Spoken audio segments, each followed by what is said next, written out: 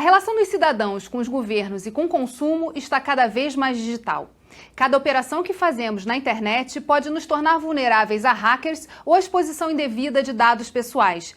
Esse fenômeno mundial vem fazendo com que vários países comecem a legislar sobre a proteção de dados. No Brasil, a Lei Federal 13.709, de agosto de 2018, conhecida como a Lei Geral de Proteção de Dados, ou LGPD, dispõe sobre o direito de liberdade, privacidade e expressão e obriga governos e empresas a se adaptarem a essa nova realidade. O prazo para que isso ocorra é agosto de 2020. No Rio em Foco, que começa agora, vamos entender os desafios e oportunidades que a lei traz para o estado do Rio. Vem com a gente!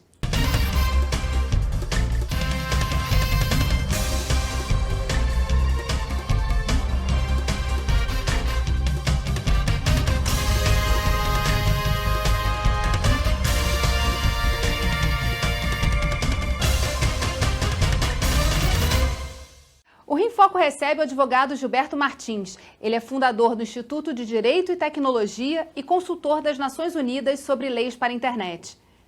A Lei Geral de Proteção de Dados determina como as informações sobre os cidadãos podem ser coletadas e tratadas pelo poder público e pelo setor privado. A partir de 2020, o Brasil passa a entrar na lista dos países que conta com uma legislação específica sobre o tema. Doutor Gilberto, olhando sobre essa ótica da proteção de dados, como é que surge esse tema no cenário mundial? Geis, esse tema nasce, por acaso, num estado, né? Uma lei estadual na Alemanha, no estado de Hessen, quando se verificou que os dados dos cidadãos eram o principal combustível, o principal recheio dos bancos de dados públicos. Né? Então, essa foi a preocupação do primeiro momento. E logo surgiram leis dos países e depois uma lei modelo da ONU, né?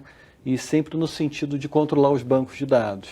Num determinado momento, era tanto dado, tanto volume, que se abandonou o controle prévio e se passou para uma legislação de critérios de bancos de dados das pessoas.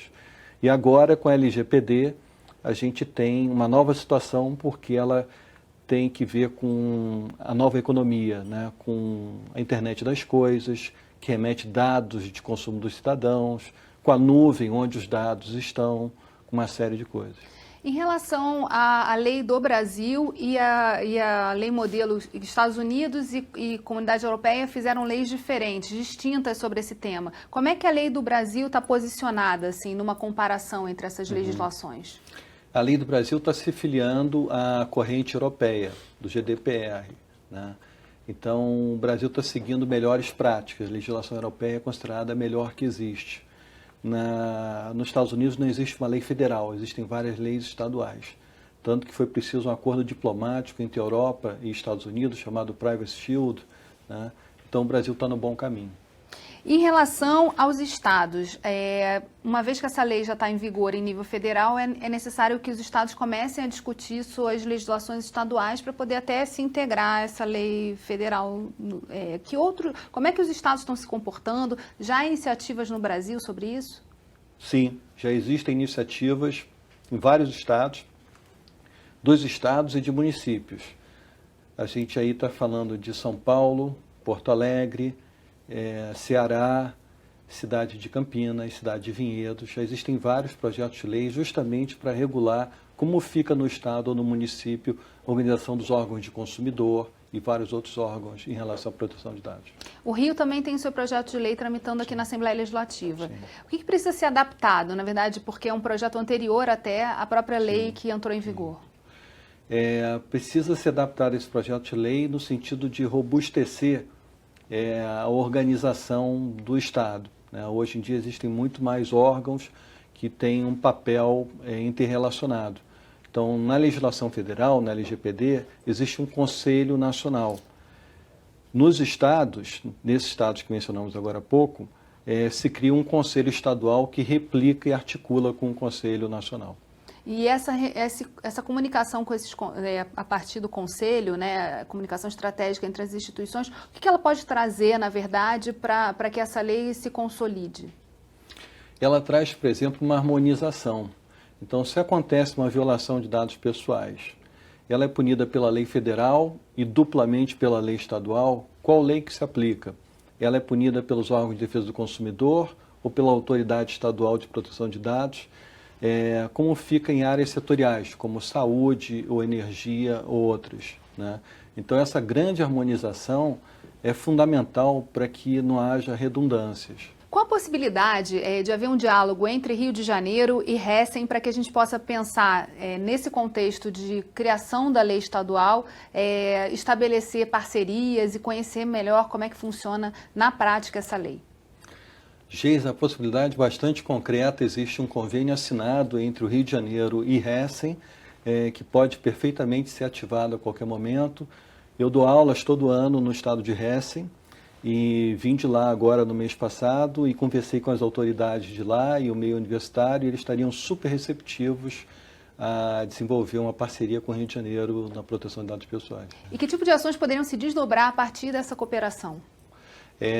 No meio acadêmico, as pesquisas, na área de governo, a experiência deles em governo eletrônico, na área de tecnologia, como eles, nesse estado, estão as farmacêuticas, as empresas de software e o capital de Frankfurt, né? Toda a parte de tecnologia, de proteção de dados pessoais, também seria bastante interessante o compartilhamento. Meio acadêmico, governo e tecnologia. A gente já falou aqui que a lei entra em vigor em agosto de 2020. E a gente tem visto recorrentemente casos de acesso a dados e divulgação de dados que são considerados pessoais. Como é que, como é que a gente precisa se adaptar ou adaptar também as autoridades para trabalhar em relação a esse tema? Pois cada vez mais o governo é governo eletrônico. Então, a lei diz que as mesmas obrigações que existem para os particulares, né, para o setor privado, existem também para o governo, né, para o órgão do executivo, administração pública. Então, ela precisa seguir os mesmos critérios e obrigações da lei. E para alguns setores, como tecnologia da informação e o próprio setor de saúde, essa lei traz uma série de desafios, né? O senhor poderia falar um pouquinho sobre eles? Sim. A lei conceitua dados de saúde, dados médicos, como dados sensíveis, dados pessoais sensíveis. Então, em relação a eles, é necessário um duplo consentimento dos cidadãos, salvo algumas situações, como o compartilhamento para fins de atender melhor aquele cidadão. Então, o cumprimento de um contrato de um hospital ou de um plano de saúde, por exemplo, na medida em que se atenha àquele escopo definido, esse pode ser operacionalizado na operação de tratamento de dados de uma forma natural. Fora isso, sempre necessário o duplo consentimento. E as empresas de TI, elas são candidatas naturais à figura de processador de dados. Então, pode ser terceirizada a atividade de processamento para uma outra empresa qualquer, com outra atividade fim. As empresas de TI seriam um canal natural para o tratamento de dados. E para o controle, né? Para que isso ocorra de forma mais sistemática. Exatamente, de uma forma integrada, sistematizada. A gente vai falar um pouquinho mais sobre os desafios para o Estado do Rio de Janeiro no próximo bloco. Não saia daí. Rio em Foco aqui, política e economia caminham juntas.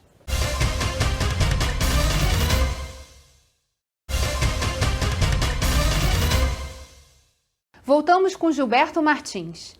A criação de uma lei estadual de proteção de dados a partir da lei federal representa inúmeras oportunidades para o Rio. Especificamente para o estado do Rio, quais são essas oportunidades? Geisa, especificamente para o estado do Rio, que tem toda uma história, né, de porto, né, desde o início, né, de exportação de serviços, né, o mundo hoje só aceita a importação ou exportação de dados quando existe um ambiente protetivo da proteção de dados. A Europa, por exemplo, chegou a proibir o comércio eletrônico para regiões que não tivessem esse tipo de proteção, e resultou numa política de porto seguro a qual os Estados Unidos teve que aderir, numa outra geração da proteção de dados pessoais. Nessa agora, só se pode ter, por exemplo, um servidor na Europa com dados de brasileiros ou vice-versa, se houver essa proteção equivalente. Então, na hora que o Rio de Janeiro tiver uma proteção legislativa muito clara e explícita, o Rio de Janeiro convida o fluxo de negócios com outros países. Agora, no contexto que a gente vive hoje mundial, de fechamento de fronteiras, né, e de muitas migrações e deslocamentos, como é que essa lei se posiciona? Assim? Ela é uma lei para ajudar a restringir, é uma lei para focar, estabelecer regras mais claras de relacionamento? Qual é a sua avaliação? Essa é uma ótima pergunta. A lei consagra o princípio da reciprocidade. E como ela fixa melhores práticas, ela obriga que aqui se adote as melhores práticas e se espera que na outra localidade geográfica também essas práticas sejam adotadas. Então ela fomenta a disseminação de melhores práticas. Em vez de práticas restritivas, ela procura criar um ambiente de segurança para que os dados possam trafegar muito mais. E aí também a gente garante uma maior segurança dos cidadãos e dos negócios, né? Exatamente, cidadãos que hoje em dia a gente pega, por exemplo, a situação de modelos disruptivos, aplicativo de transporte ou de estadia ou outros quaisquer. Os dados são o coração de tudo isso, né? Você não tem mais tantas estruturas verticais de gerência, você tem o consumidor direto dando opiniões e estrelas e cotações. Então, os dados sobre os consumidores hoje são o eixo dessa nova economia. Quanto mais a gente proteger esses dados, mais segurança para o comércio, mais negócio, maior desenvolvimento do Rio. Agora, o GAP, na verdade, a necessidade de se organizar é desde ontem, né? Quer dizer, a gente já está... Quem não começou ainda percebe que tem aí um caminho grande para tocar. Em termos de organizações do governo mesmo, governo federal, você já consegue observar essa organização acontecendo, as instituições se preocupando da maneira como elas tratam os dados e como é que elas se organizam em relação ao cidadão? E como é que isso está no mundo também? Você tem visitado alguns outros países para conversar sobre isso. Então, como é que está acontecendo essa adaptação a essas leis de proteção? No mundo, as coisas estão passando muito rapidamente. Eu estou vindo da Colômbia, onde o governo colombiano estava buscando assessoramento da ONU com relação a como se relacionar com o cidadão eletronicamente. Por exemplo, através de contratos inteligentes, que são mais ágeis, né, o serviço público. Em outros países, a harmonização das competências de governo também acontece de uma forma assim, bastante avançada. Aqui a gente teve semana passada a aprovação da medida provisória, né? E ela prevê um funcionamento integrado das organizações de governo. Então se prevê que isso vai começar a gerar uma dinâmica nova e o desafio é que a gente não tem essa prática ainda desse tipo de dinâmica, né? Mas agora é uma obrigação de lei. E que, na verdade, é um desafio de subverter a lógica, né? Porque os dados, a máquina vai fazer muito mais o processo e, na verdade, cabe a quem está gerindo isso fazer as perguntas e organizar de que forma essas informações têm que sair do outro lado. Seria mais ou menos isso? Exatamente isso. Quer dizer, a máquina obedece a uma programação, né, do ser humano, mas é a máquina que, na prática, vai estar processando e tratando os dados, né? Então, no caso de uma implementação da LGPD, a área de TI vai ter que funcionar muito junto da área de negócio para que se tenha essa automatização responsável. E as startups já estão mais ligadas nisso? Há já uma preocupação maior desses empreendedores que já entenderam o papel dos dados, das informações para agir? Ou isso ainda está acontecendo de forma lenta em todos os meios, na sua visão? Assim, as startups estão bastante antenadas em duas frentes. Primeiro, como negócio. Elas estão vendo como uma oportunidade grande de se inserir numa escala maior. E segundo, como organização interna, porque a medida provisória prevê que haverá uma proporcionalidade na implementação da LGPD. As empresas de maior porte vão ter mais responsabilidades, alguma coisa mais sofisticada. E à medida que você vai descendo no porte das empresas, o nível de exigência é proporcionalmente menor. Então, elas vão poder explorar um mercado bastante interessante sem ter que adotar um custo fixo e razoável. Agora, em relação a essa questão dos governos se adaptarem, há também todo um desafio de tornar as informações unificadas, né? Quando a gente fala de para o tema, por exemplo, da desburocratização, a LGPD é totalmente favorável, porque a gente está falando de finalmente você não precisar apresentar o mesmo documento em 400 guichês diferentes. É um pouco essa visão de análise da informação prévia que a gestão pública vai poder oferecer ao cidadão? É, exatamente isso. Isso se alinha com outras tendências, como, por exemplo, o número identificador único, o PIN number, né? Então, é uma centralização de bases de dados no governo.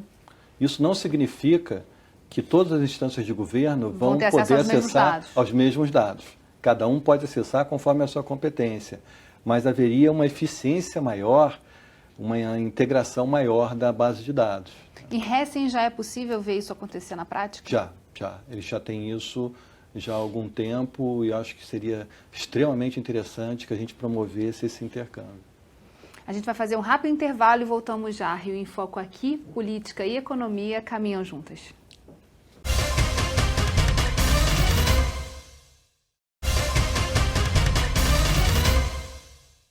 Dentre as oportunidades estratégicas para o Estado do Rio, a Lei Geral de Proteção de Dados possibilita o alinhamento das estruturas administrativas dos governos federal, estadual e municipais e já vem inspirando ações nesse sentido. No Estado do Rio, um exemplo é o programa Ministério Público em Mapas.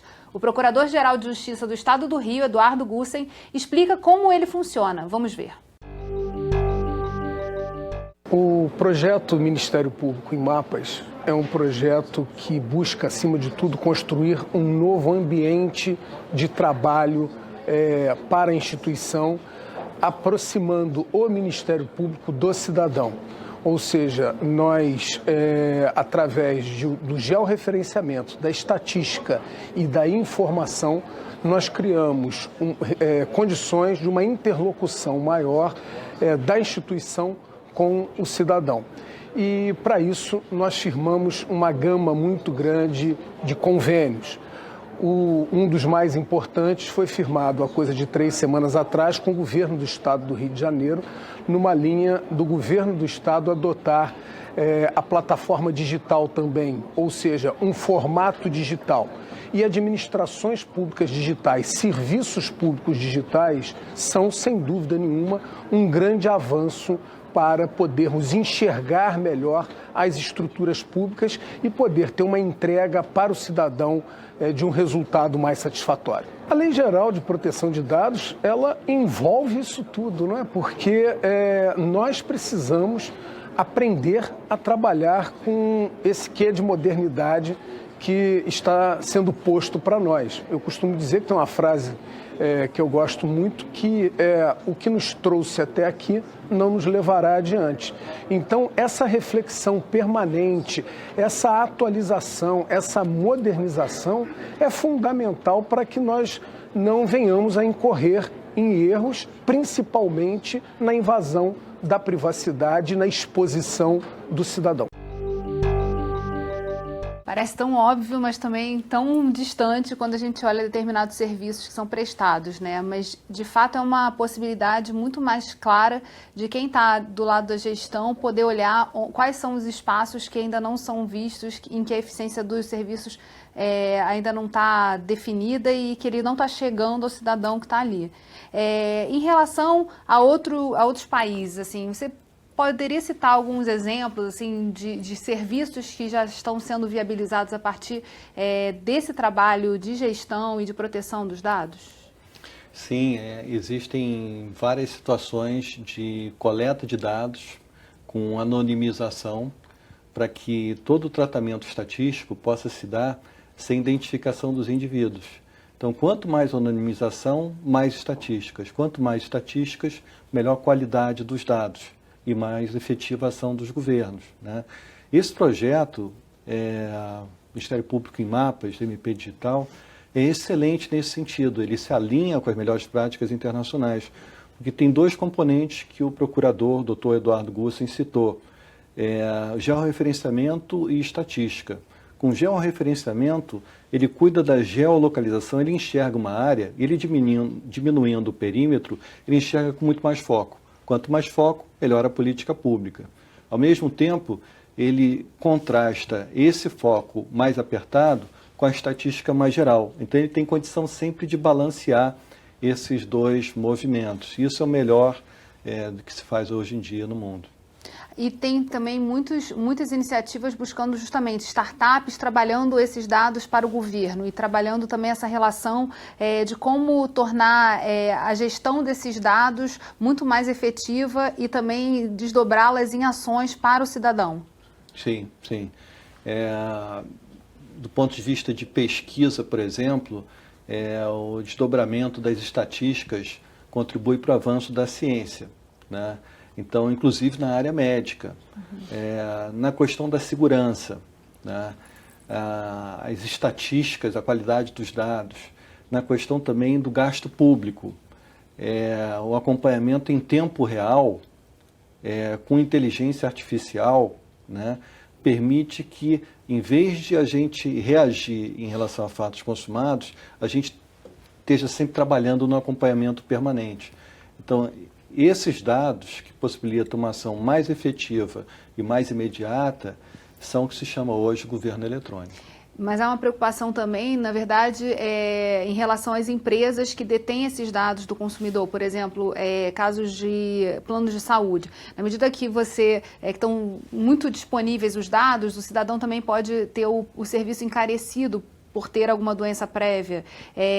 Coisas que antigamente as pessoas iam preenchendo manualmente lá e já sabiam que tinham que botar a resposta para não ser pego. Hoje em dia já fica muito mais difícil fazer esse tipo de coisa, porque o cruzamento de dados permite que se tenha uma avaliação muito mais precisa de cada um dos cidadãos.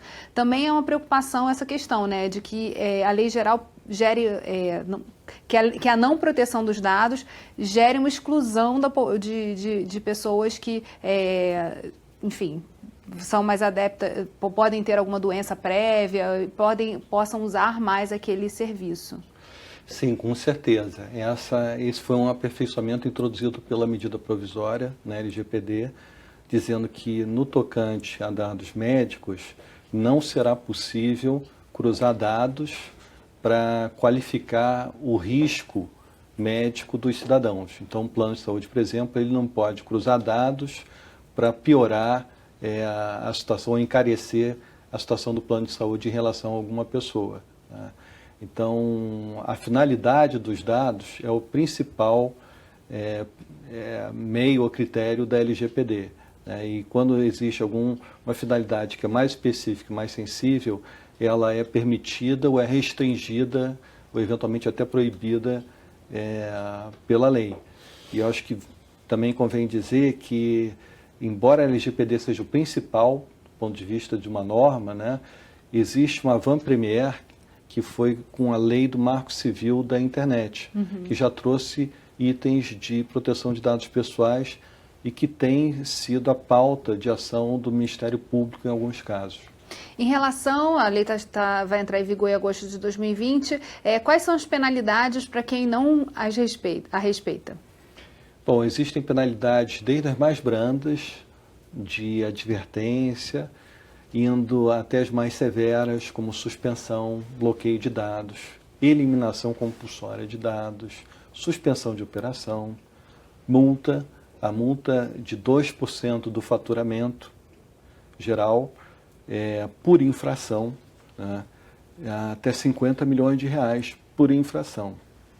E que governos também podem estar submetidos a essas multas ou não? São só as empresas? Sim, a LGPD diz que essas penalidades de suspensão, de advertência, de bloqueio, atingem também a entidade da administração pública. E o papel dos conselhos, então, é fundamental para justamente trazer a realidade, analisar a realidade em cada caso que se apresente? A gente pode dizer isso?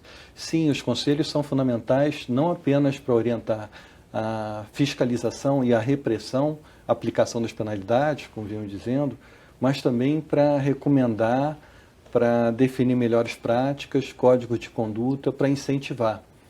Não só cuidar da agenda repressiva, mas principalmente da agenda educativa e preventiva. E qual tem sido, agora para a gente finalizar o programa, o trabalho das Nações Unidas para poder disseminar essas boas práticas? As Nações Unidas, por várias agências da ONU, as Nações Unidas procuram disseminar melhores práticas legislativas. Então, eu participei, por exemplo, de um projeto de 3 anos, ajudando países e regiões a escrever as leis de proteção de dados pessoais, né? Então, se procura que haja, de certa forma, um denominador comum.